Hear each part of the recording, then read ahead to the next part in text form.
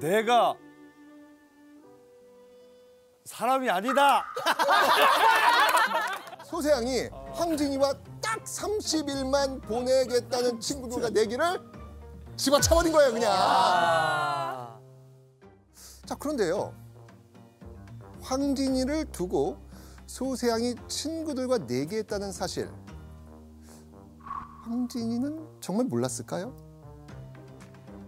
아니, 그리고 생각해 보세요. 이 엄청난 내기 장안의 소문 안 났겠습니까? 맞네. 그렇겠네요. 그래서 이별의 순간 황진이는 절절한 시로 소세양을 테스트해 본 겁니다.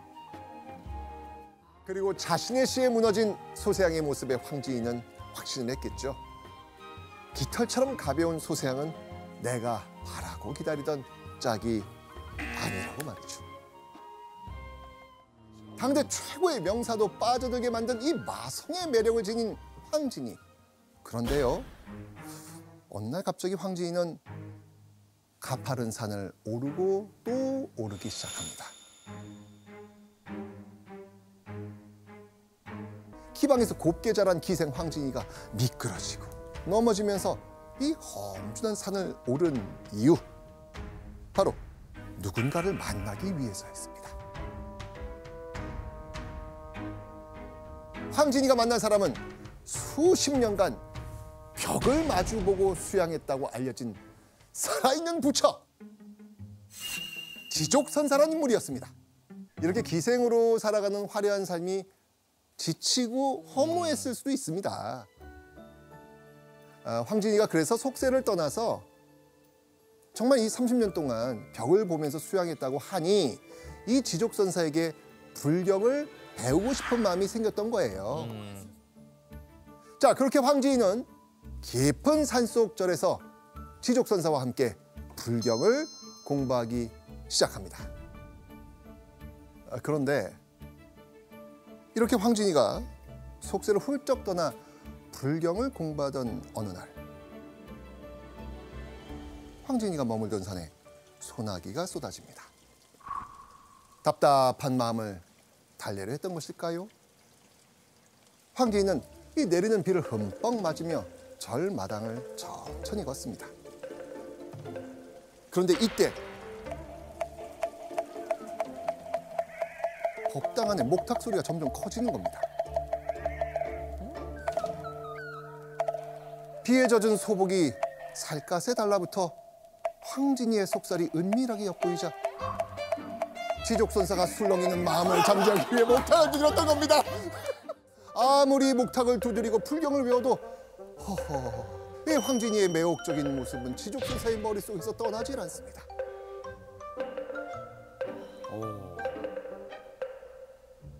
해가 지고 깜깜한 밤이 찾아왔지만 더욱 선명하게 떠오르는 저 황진이의 황홀한 잣대. 결국 지족선사는 어두운 틈을 타 은근슬쩍 황진이를 찾아갑니다. 더 이상 욕망을 억누를 수 없었던 지족선사가 넘어서는 안 될 선을 넘어버리고 만 겁니다. 허균이라고 하는 분 있으신 성홍지수록에 보면 황진이가 이런 말을 했다고 합니다. 지족선사가 30년을 면벽하여 수행했으나 내가 그의 지조를 꺾었다. 와, 이거는 진짜. 그러니까 지족선사 이야기를 통해서 황진이가 얼마나 매력적인 여성이었는지, 그리고 당시 얼마나 많은 남성들이 신분 고하를 막론하고 황진이를 원했는지를 알 수 있는 이야기죠. 와. 결국 30년 면벽 수련한 지족선사는 파괴승이 되고 맙니다. 그렇다면 이때 황진이는 어떤 생각을 했을까요? 산에서 내려오면서 황진이는 아마 이런 생각하지 않았을까요?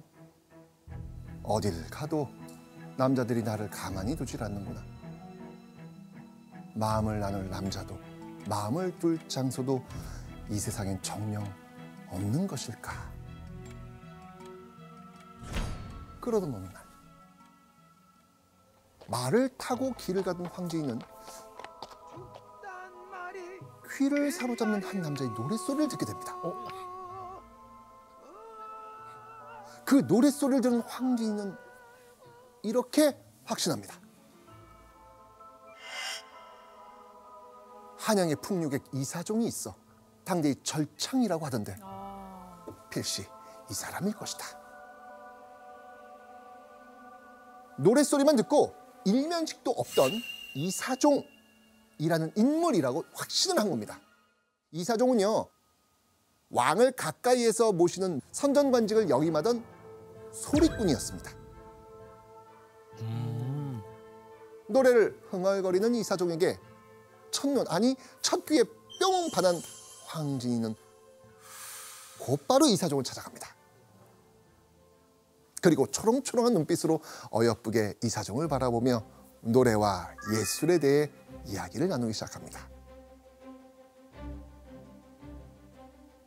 쿵 하면 짝, 아니면 둘이 척척 잘 맞았다고 합니다.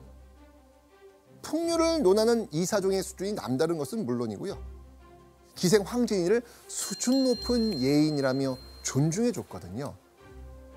드디어 황진이가 바람하지 않던 이상형에 가까운 풍류 명사를 만나게 된 겁니다. 그래서 결국 황진이는요, 이사종을 집으로 초대해서 여러 밤을 함께 나눕니다. 그리고 며칠 후 황진이는요, 이사종에게 당돌한 제안을 하나 건넵니다. 바로 계약 결혼이었습니다.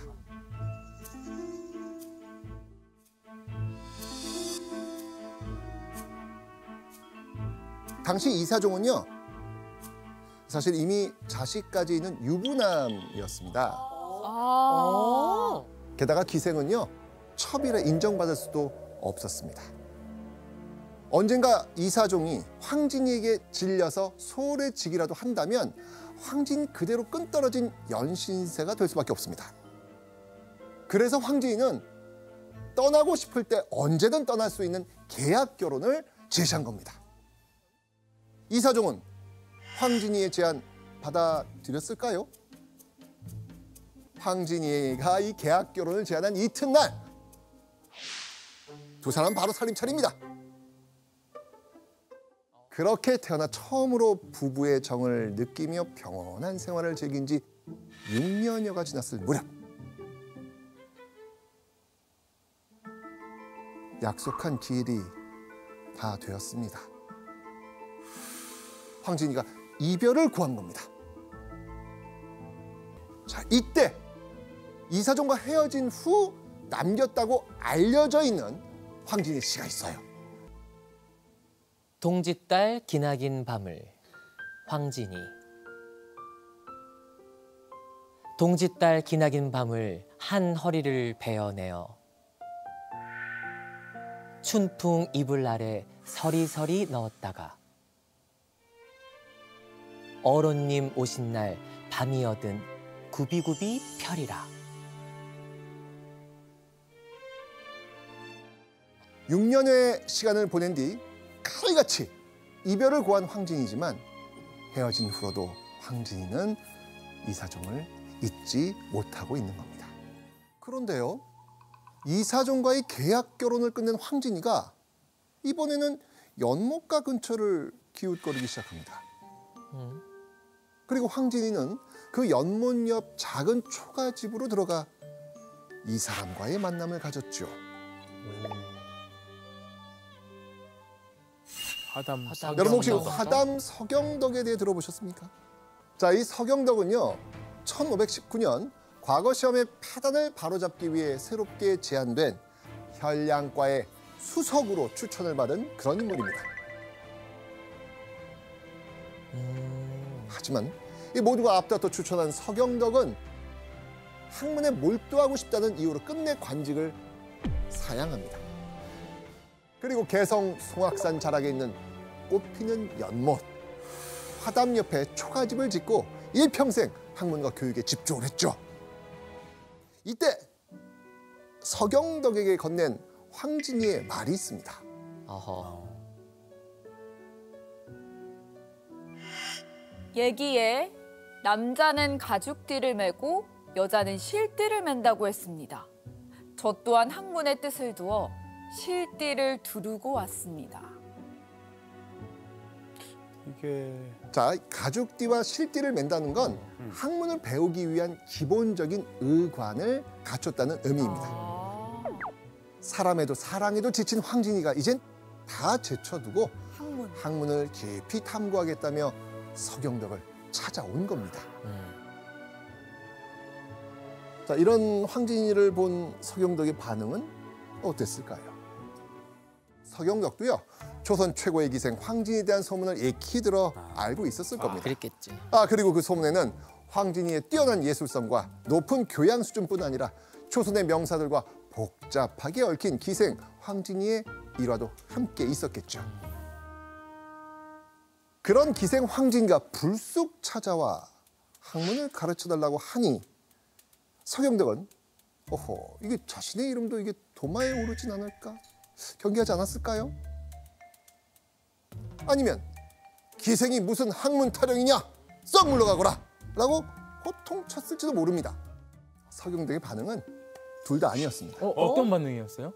자, 이 서경덕은요, 그저 웃으며 흔쾌히 자신이 알고 있는 것들을 나누겠노라 라고 약속을 하죠. 화담 서경덕은 글 공부 앞에서 모두가 평등해야 된다고 생각을 했습니다. 그러니까 평민조차 제자로 잘 받아들이지 않던 당시 풍토에서 볼 때에 기생에게 학문을 가르친다고 하는 것은 굉장히 파격이었었죠. 그만큼 화담 서경덕은 우리가 생각하는 것 이상으로 놀라우리만치 깨어 있었던 사람이었던 거죠. 아 그래요. 게다가 서경덕은 황진이보다 30세가량 연상이었습니다. 까마득하게 어린 황진이가 홀로 깊은 산까지 찾아와 학문을 배우겠다고 하니 서경덕은 기특한 마음이 들었던 건 아닐까요? 그런데요, 학문의 뜻을 품었다는 황진이의 태도가 영 이상합니다. 공부를 안 하나? 낮에는 열심히 공부하다가도 밤에 잠자리 들 때면 서경덕 옆에 찰싹 달라붙는 겁니다. 왜냐하면 서경덕이 여느 풍류 명사들처럼 이름만 번지르르한 사람은 아닌지, 진정 스승으로 모실 만한 자질을 갖췄는지 황진이 직접 테스트해보고 싶었거든요. 조선 최고의 기생 황진이의 이런 노골적인 유혹에 서경덕, 자, 이제 어떤 반응을 보일까요? 자, 이 서경덕은요, 천하철색이라 불리는 황진이가 얇은 옷차림으로 곁에 누워도 먼저 잠에 들어 드르렁 코를 곱니다. 심지어는 황진이가 잠에서 깨기 전엔 일어나 태연하게 황진이를 위한 아침밥까지 차려줄 정도입니다. 와, 여유. 자, 그렇다면 이런 서경덕의 행동에 황진이는 어떻게 생각을 했을까요? 아무리 뛰어난 미모와 재주를 가지고 있을지언정 사람들에게 황진이는 그저 천민인 기생에 불과했습니다. 하지만 서경덕은 그동안 황진이가 만나온 남자들과 너무나도 달랐습니다. 서경덕은 황진이를 기생이기에 앞서 뛰어난 재주를 지닌 한 사람으로 바라보고 존중해줬거든요. 황진이는 이런 서경덕의 모습을 본 뒤에야 진짜 스승으로 삼고 따르게 됩니다. 세상 모두가 너와 하나임을 깨닫게 될 것이다. 그것이 진리요, 너의 참모습이다. 그리고 황진이에게 서경덕은 이성적인 감정을 뛰어넘어 인간적으로 존경하고 사랑하는 유일한 대상이 됩니다. 공자니 맹자니 애워대던 사대부들이나 수십 년간 수련했던 고승 모두 기생 황진이를 향한 욕망에 휘둘리고 말았잖아요. 그렇죠.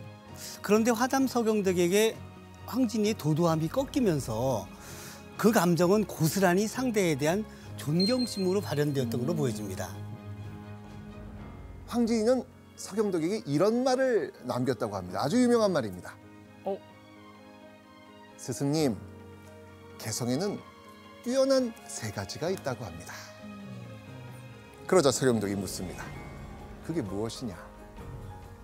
서경덕의 물음에 황진이는 개성의 대표 명소인 박연폭포, 그리고 스승인 화담 서경덕, 그리고 마지막 하나는 이 진이옵니다. 황진이의 이런 진심 섞인 농담에 서경덕은 웃음으로 답했다고 하죠.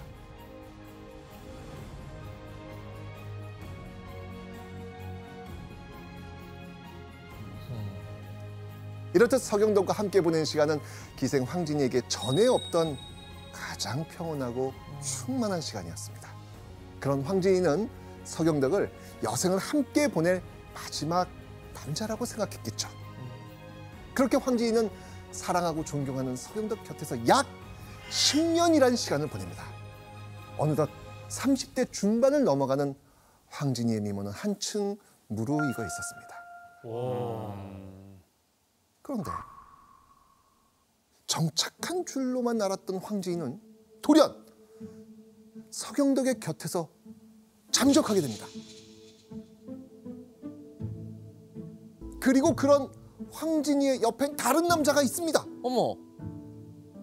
그 남자의 이름은 이생, 무려 재상 집안의 아들로 알려진 인물이었습니다. 황진이가 이생에게 함께 여행을 떠나자고 제안을 한 겁니다. 이생은 도도하기로 유명한 조선 최고의 기생 황진이의 여행 제안을 냉큼 받아들입니다. 이 기회로 내가 황진이와 특별한 관계가 될 수 있지 않을까라고 기대를 했던 것이죠. 그렇게 황진이가 이생과 함께 떠난 곳, 바로 여기입니다.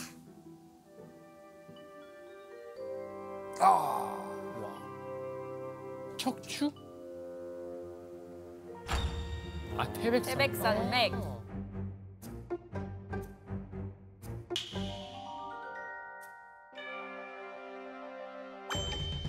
봉래, 풍암, 개골, 금강. 금강. 맞습니다. 맞습니다.